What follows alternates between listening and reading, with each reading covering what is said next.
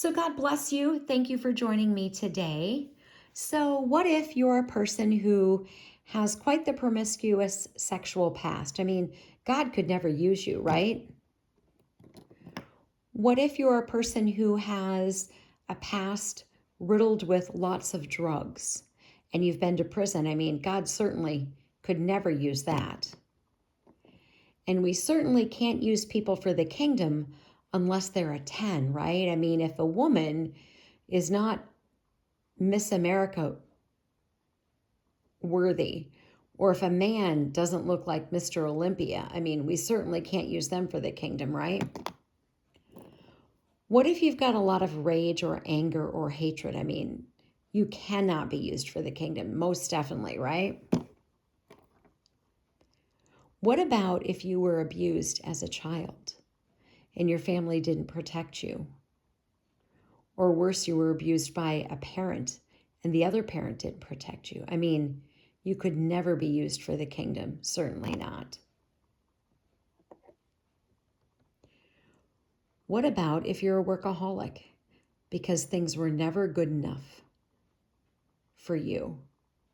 You were told you were never good enough, never pretty enough, would never amount to anything. So you threw yourself into your work to be the best that you could be, to get that acceptance that you never got from anybody in your life. I mean, certainly God could never use that, right? And what about every other thing that could possibly be bad and be a bad influence in your life? God could certainly never use you, right? So in Acts chapter 9, it says this: Meanwhile, Saul, still breathing threats and murder against the disciples of the Lord, went to the high priest and asked him for letters to the synagogues at Damascus, so that if he found any who belonged to the way, men or women, he might bring them bound to Jerusalem. So you know the story of Saul and his conversion and Paul, and we know because we've talked about all of the things that Saul did in his life and how, in the example that I just read to you, still breathing threats, a murderer, and looking for people so he can have them bound to go to Jerusalem. Yet if we take all the sins of Paul, all of the things, right? Breathing threats, murder, finding the believers to have them bound and brought all to Jerusalem. And we put them all together and we refine that. We get something like this that is useful for the kingdom.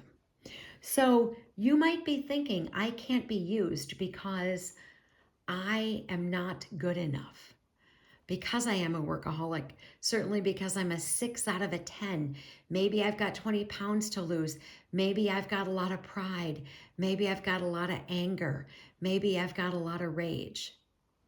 And God can't use any of those. But just like Saul had all these pieces of his life, these characteristics, and once he was refined, he became something useful for the kingdom. So I keep all of these little shards of soap, and when this is full, I just end up making a bar out of them and it becomes useful again. Now, this is not a bar that I have made. I'm getting close to making one, but taking all of these pieces together, they're really not of any value on their own individually. I mean, look, some of these are so thin and so small, and you can't really do much with these all by themselves.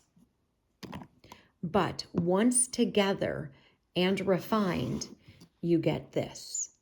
And I think you're probably like me. You probably have many of these things here that are in your life, and you think, I cannot be used because I'm just too dirty. I'm just too vile. But you put these together and you refine them and you get this. And this is useful. And you can't get this without this. So armor up, we ride at dawn. May God bless you as always. Have a great day.